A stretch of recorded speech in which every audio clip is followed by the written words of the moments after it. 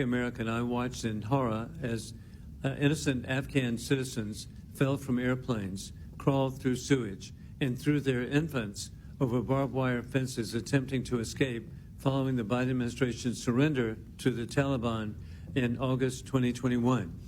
And sadly to me, this was the worst foreign policy decision, worst defense decision in the history of the United States.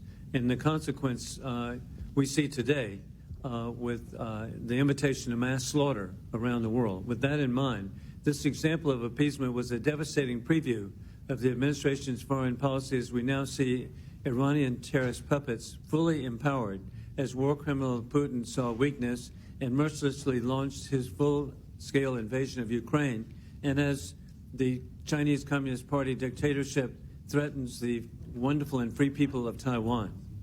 Biden broke his promise to those who had risked their lives in service to America and freedom from terrorism. There still are nearly 200 Americans remaining in Afghanistan, some being held hostage by the Taliban, and tens of thousands of Afghan partners and their families are living in fear. In September 2023, Undersecretary of State for Political Affairs Victoria Nuland told this committee that the Taliban are not committing reprisal attacks against Afghan allies. Sadly, and this is sad, we want bipartisan, the president to succeed on behalf of the American people, but sadly, what she said was not true. Last year, the UN documented over 200 Taliban reprisal killings. Experts have estimated that the true total is 10 times that amount. Often, family members of those killed by the Taliban learn of their loved one's murder through gruesome photos and videos that the Taliban sends them. Many former Afghan military members now living in the United States report receiving images of their spouses, children, siblings, and parents being butchered. With these photos and videos, the Taliban include a warning, quote, "Come back to Afghanistan or we will kill more of your family," end of quote. The Taliban's practice of reprisal killings is so well known among the Afghan and international community that Undersecretary Nuland cannot plead ignorance for her September comments. Her statement can only mean one thing.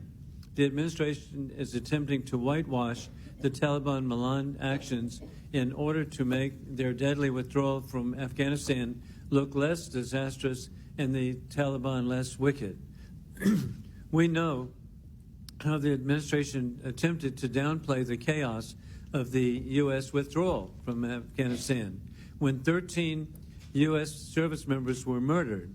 And they were murdered despite the fact that we had a sniper who had the bomber in his sights, but he could not get the rules of engagement to dispatch the bomber, which resulted in 13 Americans killed and nearly 300 Afghanis killed. But we're still watching as they rewrite the reputation of the Taliban and help the Taliban to gain international legitimacy. At the United Nations, the United States has voted 15 times in 2023 to approve travel for sanctioned Taliban members, never once voting in opposition to the request. With help from the United States, Taliban members barred from travel toured the globe, stopping in Russia and China to attend international political conferences with war criminal Putin and the Chinese Communist Party. Afghanistan is once again a safe haven for terrorists. Reports indicate dozens of cells regrouping, some allied with the Taliban, some enemies of the Taliban, furthering complete destabilization and sadly making an attack on America and our allies imminent, with an attack here in the United States, as the FBI has indicated, an imminent attack, sadly, as we had with 9/11 and possibly many attacks here in the United States because of the safe haven of Afghanistan. With this administration's acquiescence, the Taliban is partnering with the Chinese Communist Party. Just last month, the Chinese Communist Party welcomed an ambassador from Afghanistan, making China the first country to recognize an ambassador appointed by the Taliban. The Chinese Communist Party aspirations in Afghanistan are so obvious: to enslave the country to their Belt and Road Initiative. In October 2023, the Taliban traveled to Beijing to attend China's Belt and Road Forum, where they announced their admission to the China-Pakistan Economic Corridor, a staple of the Belt and Road Initiative. China is investing in Afghanistan's extractive industries, looking to capitalize on Afghanistan's oil and rare earth metals and minerals. And last year, a Chinese company developed a $1.5 billion deal with the Taliban. The administration's complicity to the partnership between the Chinese Communist Party and the Taliban, two of the world's most oppressive and evil dictatorships, is undeniable. Before this administration took office, Afghanistan enjoyed relative stability. Girls were free to go to school. The Afghan economy was stable. Terrorists didn't control the government. I know firsthand the achievements of the American military in the last 20 years, where they protected America in deterring terrorism. As my former National Guard unit, the South Carolina Army National Guard 218th National Infantry Brigade, National Guard Infantry Brigade, commanded by General Bob Livingston, was deploying across the country. And when I would visit them, my fellow Guard members would say how much they had such great appreciation of their Afghan brothers. Now those Afghan brothers are targets. I also treasure that my youngest son, First Lieutenant Hunter Wilson, served as an engineer in Afghanistan, developing a great appreciation for the people of Afghanistan. Since just 3 years, this administration watched as Afghanistan has become one of the world's most repressive countries, where women are enslaved, dictators have free reign, children go hungry, and our Afghan allies are hunted for sport. I look forward to hearing from each of you on your plan to fix the mess, the disaster that this administration has created. I yield back, and now I refer to Ranking Member Kathy Manning. Thank you to my dear friend Chairman Wilson for calling this important hearing, and thank you to our witnesses for joining us today, Special Representative West, Special Envoy Amiri, and Assistant Administrator Schiffer. Thank you all for being here, for the important work that you do every day to advance our interests in Afghanistan and help the Afghan people. Since the fall of Kabul in August 2021, we have witnessed the tragic consequences of the Taliban's takeover of the Afghan people, the disaster that has occurred with human rights, and especially the rights of women and children. This reality, I'm eager to hear from our witnesses. Given this reality, I'm eager to hear from our witnesses about the administration's approach to Afghanistan and how we're facing the challenge of advancing our key U.S. national security and foreign policy priorities in Afghanistan without legitimizing or benefiting the Taliban. One of the most wrenching tragedies of the Taliban's rule has been the devastating impact on the women and girls of Afghanistan. Women who had high-ranking positions, who had good, productive jobs, who are no longer able to work. Girls who are attending school, who loved learning, were preparing for the future, and are no longer able to get an education. I remember meeting with a group of these women before the Taliban's takeover. We asked them if they were trying to get out of the country. They told us no. They wanted to stay and fight for the soul of their country. I admired their courage and their determination, but I hate to think about what their lives are like today. Since taking power in 2021, the Taliban have introduced repressive controls on women and girls that restrict their movement and dress, prohibit them from going outside to public places, and limit girls' education beyond the 6th grade level. The Taliban have placed restrictions on women's opportunities to work, including banning Afghan women from working for the UN or NGOs. In response to the Taliban's edict, a significant number of NGOs paused operations and only resumed activities in certain areas where female staff have been allowed to operate. We must redouble our efforts to reverse the Taliban's draconian edicts and preserve a future for Afghan women and girls. Afghanistan has also faced a severe economic contraction that has exacerbated the country's humanitarian crisis. Despite successful international efforts last winter to surge food and other assistance to the country to stave off famine, Afghanistan continues to experience high rates of hunger and malnutrition. The UN's Afghanistan Humanitarian Needs and Response Plan estimates that in 2024, 15.8 million people will experience crisis and emergency levels of food insecurity. An estimated 23.7 million people, more than half of Afghanistan's population, are projected to require humanitarian assistance. Facing reduced international aid contributions, many Afghans remain in need of basic life-saving services, and we must not abandon them. As the single largest humanitarian aid donor in Afghanistan, the United States must continue to support the Afghan people with desperately needed humanitarian assistance so long as we have mechanisms in place to ensure that none of this aid unduly benefits the Taliban. I hope to hear from our witnesses about the impact of our assistance on the Afghan people and how we can ensure U.S. assistance goes directly to experienced and trusted partners, not the Taliban. And we must continue to engage with all partners necessary to help secure the release and return of wrongful detainees, advance human rights and economic opportunity, and ensure that Afghanistan will never again be used as a base to plan attacks against the U.S. or our allies. I applaud the administration's diplomatic efforts that have resulted in continued non-recognition of the Taliban as the legitimate government of Afghanistan and other efforts on human rights, counter-narcotics, and counter-terrorism. I would like to hear more from our witnesses about some of the serious challenges they face and the ways Congress can help with these important objectives. Finally, we must not abandon our Afghan allies who fought alongside American troops, served with our diplomats for more than 20 years. That's why we have welcomed more than 130,000 Afghans to the United States since August of 2021, and we must continue working to provide these resources to the program and help resettle more refugees. Congress should pass the Afghan Adjustment Act and ensure that adequate visas are allocated to the SIV program.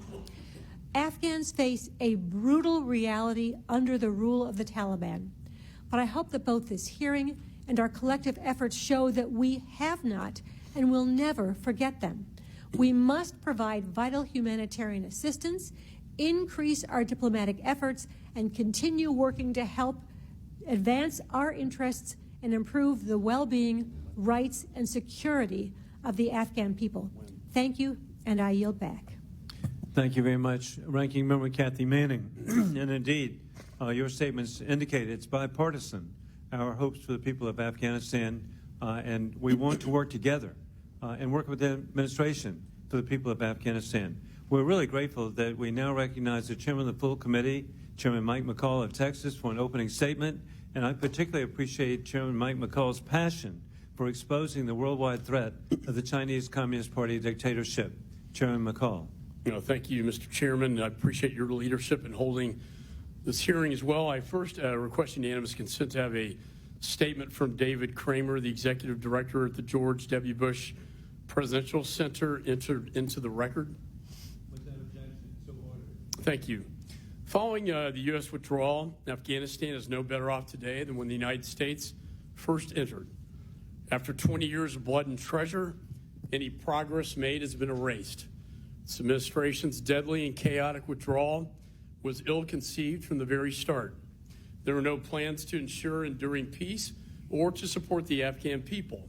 And now, under the administration's failed policies, Afghanistan continues to deteriorate every day. The Taliban are terrorists, even though they want us to take them off the list. Afghanistan continues to deteriorate every day. And contrary to what many in this administration think, they are no, quote, moderate, unquote, Taliban members. It appears the administration believes that befriending the Taliban, that they can influence their behavior. Yet the Taliban's own action has proved they cannot. Today, Afghan women and girls are worse off at any point since the United States withdrawal. In fact, worse, the 20-year-olds who never lived under Sharia law are now under that dark cloud, that dark veil. They're barred from public places. They're not allowed to travel outside of their homes without a male chaperone. And Afghanistan is the only country in the world where girls are banned from receiving an education above the 6th grade level. Taliban are funding, equipping, and providing safe haven to terrorist groups, including al-Qaeda. The $7 billion of military equipment left behind during the withdrawal is sold by the Taliban and used by terror groups and other American adversaries around the world. Mr. Zawahiri, the then leader of al-Qaeda, was living in downtown Kabul under the protection of the leader of the Haqqani network, who is now the Taliban's Minister of the Interior, in other words, the Minister of Security, is now the Haqqani network leader who harbored the #2 deputy to Osama bin Laden. You can't make this up. The connection is real, and you can't change the truth. Facts are stubborn things. Currently, at least 6 million Americans are held captive by the Taliban. There are more Americans detained by the Taliban right now than at any point in the last 2 years. And one of those Americans is Ryan Corbett, whose wife Anna testified before this committee last November. He's been captive in Afghanistan since August 2022. Right now, the Taliban is hunting down our Afghan allies, partners, using our biometrics door to door, checking their fingerprints. They torture them, they kill them with the same weapons that this administration left behind for their use to murder. And now the Taliban are benefiting more than ever from U.S. taxpayer dollars, which they steal from NGOs to enrich their fighters and solidify their power. The Special Inspector General for Afghanistan Reconstruction, more commonly known as SIGAR, testified to the committee in November of last year that the Taliban is, quote, stealing and benefiting from humanitarian aid, that they're demanding payoffs from NGOs. They will not hire women. They are diverting aid favorable to beneficiaries such as their own fighters. They are creating fake NGOs in order to receive humanitarian aid. They are embedding Taliban intelligence officials within UN agencies. Obviously, by failing to treat the Taliban as a threat they are, this administration has not disengaged their malign activity. Instead, they have emboldened them. For example, this administration has repeatedly voted at the UN to grant travel ban waivers to sanctioned Taliban members. And all the while, the administration is hiding from accountability. SIGAR also testified the State Department is the least cooperative they have ever engaged with since the establishment of their office in 2008. That's quite a statement.